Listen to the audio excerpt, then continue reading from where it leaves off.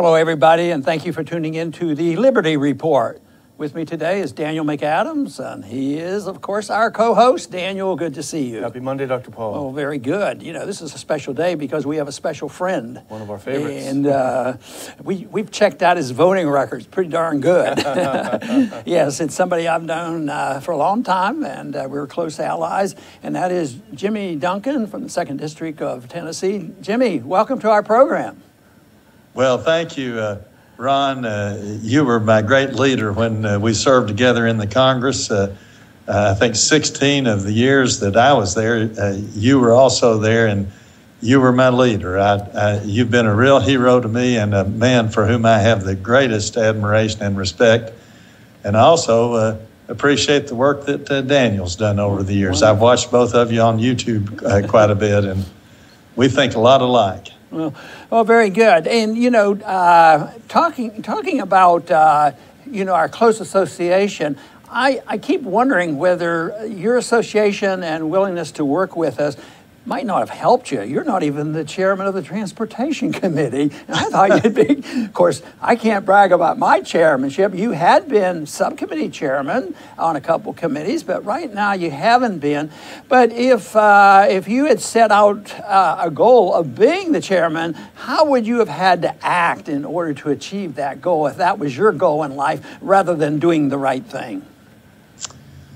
Well, obviously, Newt Gingrich started a system many years ago of basing committee chairmanships on how much money you raised for the party and whether you were always willing to vote with the leadership. In fact, I remember one time we had a bill up, and I heard one of the men standing behind me on the floor saying, well, I would never voted for that bill except I'm a chairman and I have to vote for it. And I remember also Mark Sanford, when he came back for his second tour in the Congress, he sat down by me one night and asked how I thought he should vote on this one particular bill. I don't remember what bill it was, and I said, I guess if you want to be a chairman of some committee at some point, you'd have to vote for it. And I've always admired the answer he gave. He said, I don't need any more merit badges. Right. So I have chaired 3 subcommittees: aviation and highways and transit and water resources. All very significant subcommittees, but I've never really tried to be a chairman of a full committee because my voting card was too important to me. Right. And Jimmy, you, of course, are on our advisory board of the Institute, which we greatly appreciate. And the war issue has been important to you. You have spoken out very clearly, and you have worked with us, and that's a big issue for us. And we don't all start off with the very same views all our life, but throughout your political career, you had some enlightenment because you haven't always been voting against every single war, and you've been influenced by what went on in Washington. Tell us a little bit about what happened with the first Persian Gulf War and why you are, one of the reasons why you're so strongly opposed to what they're doing these days.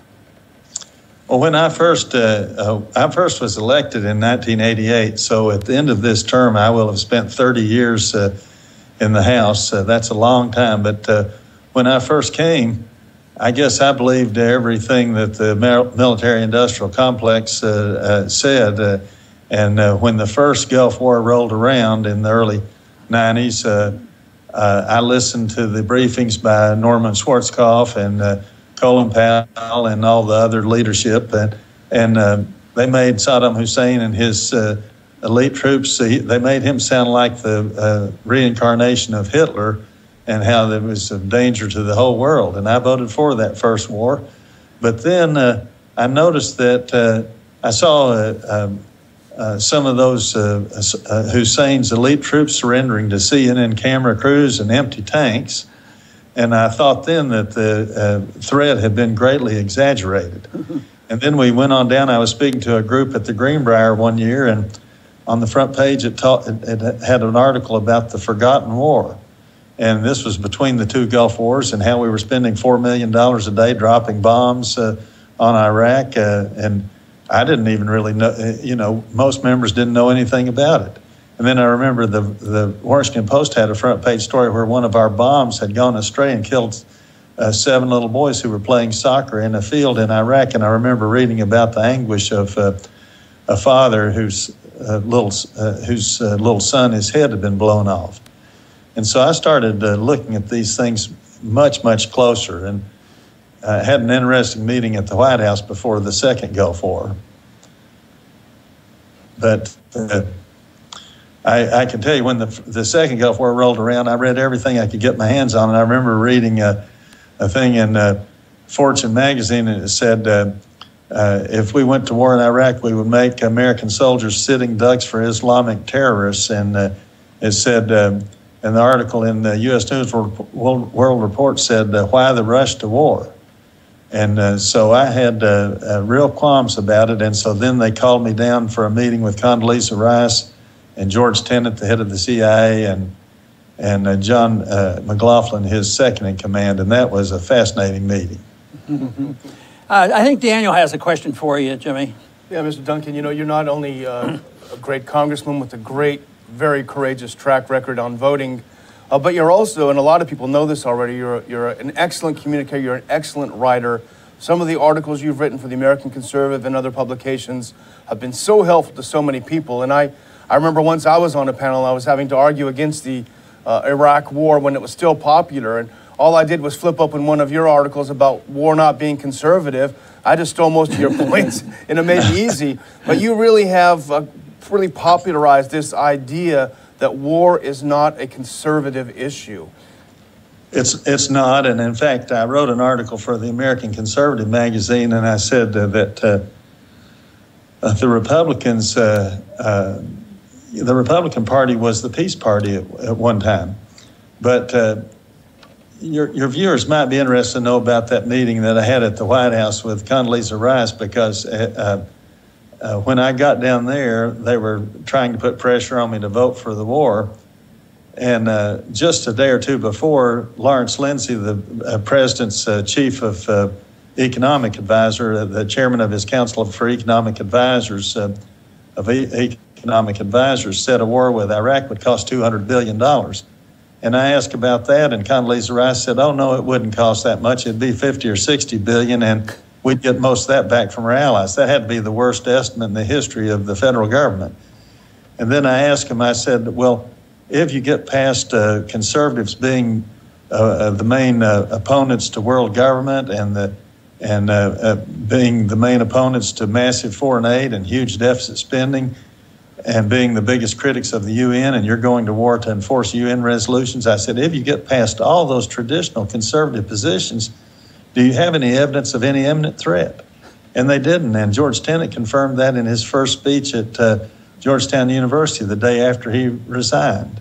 So yes, I had serious qualms about it. And then for the first 3 or 4 years after I'd cast that vote, in fact, the night before, one of the television stations in Knoxville had a poll that said 74% were in favor of the war, 9% against, and 17% undecided. And I wondered if I was ending my political career when I cast that vote. But and for 3 or 4 years after that, it was clearly the most unpopular vote I'd ever cast.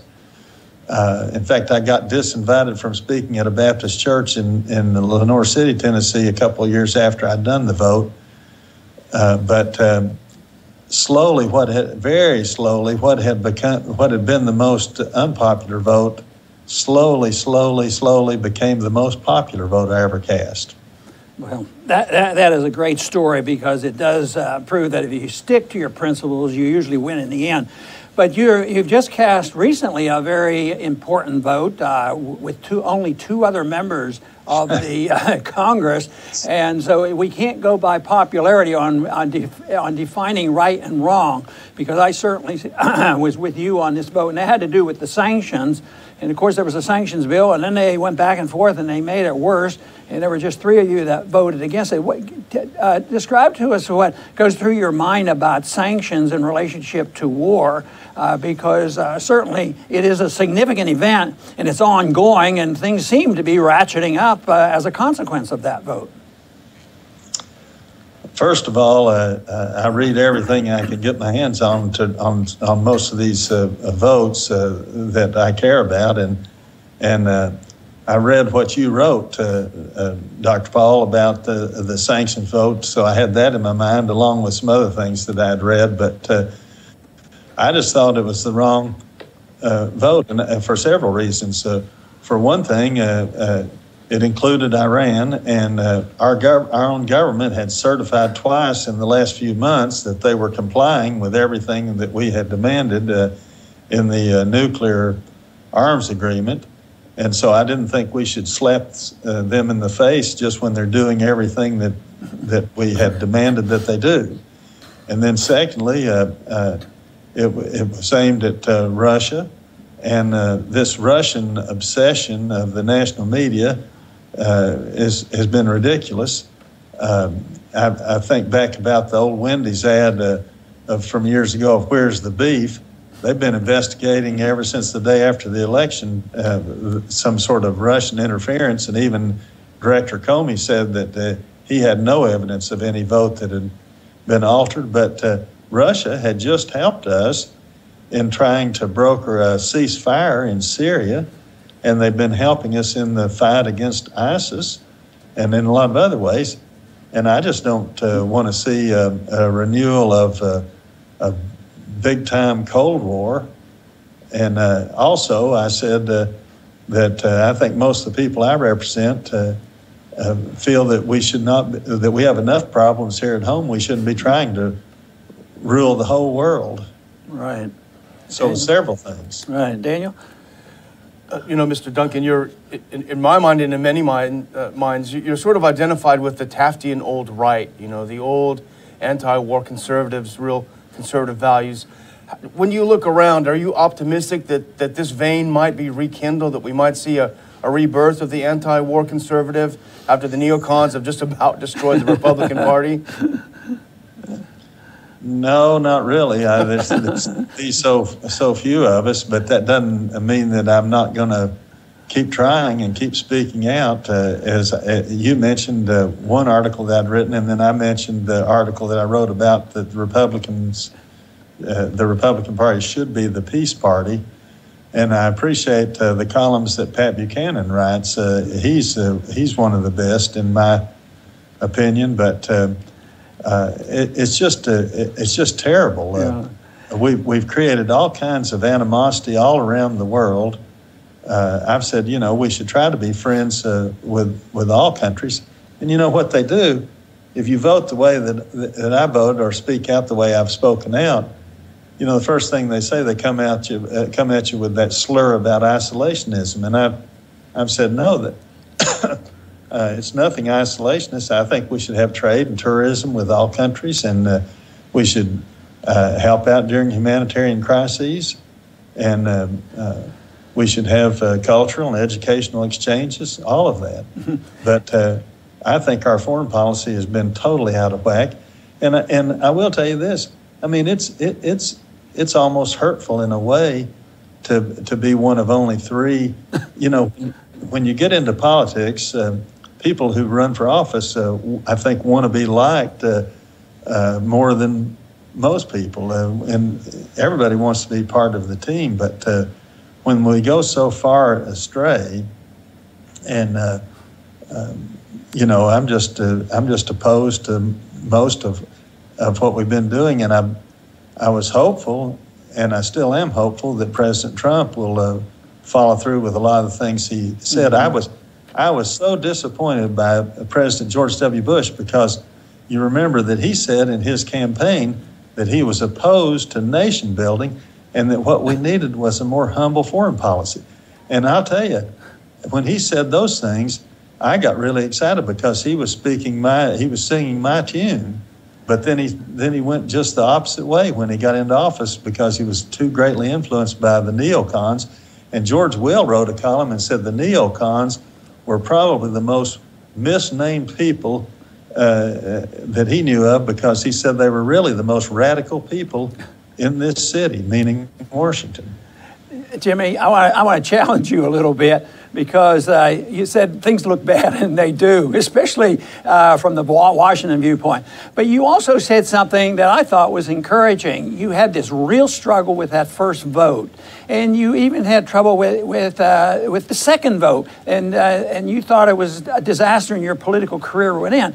But now you said that your constituency probably, supports the idea that we don't need another war. So I would suggest that you've had an influence with your constituency, and they now are much more aware of the danger. And I think this is where the action is. Your constituency has changed their attitude, and you don't feel the tremendous pressure. But when you deal with Washington, it's a different story. Then you get into this whole definition is how powerful the deep state is. So I would say you're having an effect, and I want to encourage you to continue to do it. Even if you leave office like you were planning on doing, there's still room to promote these ideas, and I think I'm sure you will continue.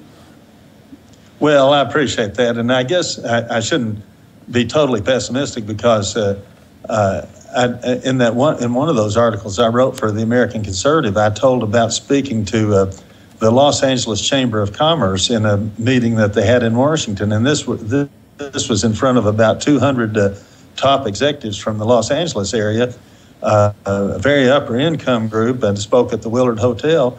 And when I reached a point in my speech and said that we need to stop trying to run the whole world, and we need to start putting our own people and our own country first once again. And they interrupted me with applause, and that was unexpected from that group. I knew middle-income people and lower-income people pretty much felt that way, but I was surprised that even that group. And so, those things, I was saying those things long before President Trump started saying some of those things too. Right. Daniel? Well, Dr. Paul did mention an unhappy occasion that this will be your last term. You've announced it about a week or so ago. Have you started making some plans about what your next chapter is going to be? Do you have some articles planned, or what's on the agenda? Well, I want to do a lot of things, but I just started adding up all the time that I'd spent in airports and airplanes and driving around my district, and it has to be several years of my life. And I have one of the greatest blessings in the world in that I have 9 grandchildren, all here in Knoxville, in my hometown. I know the media is sometimes skeptical, and probably rightly so, when a political figure says he wants to spend more time with his family, but in my case, it's really true. And but I've not used the word retire. There's a law school here for Lincoln Memorial University that they were nice enough a few years ago to name after me. I may teach a course at the law school. I want to do some writing that I've done for Chronicles and the American Conservative and many other publications.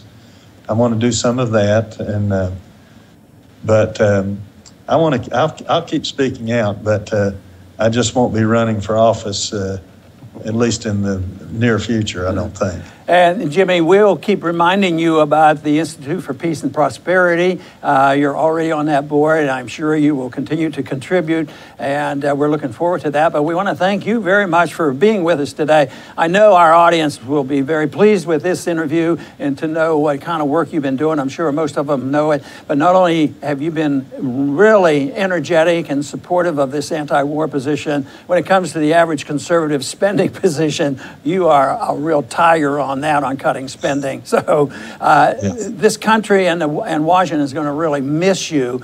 But believe me, the fight is just as much outside of Washington as it is in Washington. I keep telling myself, and it might be just pumping it up, that don't judge the world by what's happening in Washington. That is so artificial, and that can come to an end, especially because I anticipate that this foreign policy will fail as well as our economic system, and we will have revamping. And that's why what you do and continue to do to change people's minds, I think that's the most important. But Jimmy, thank you very much for being with us today.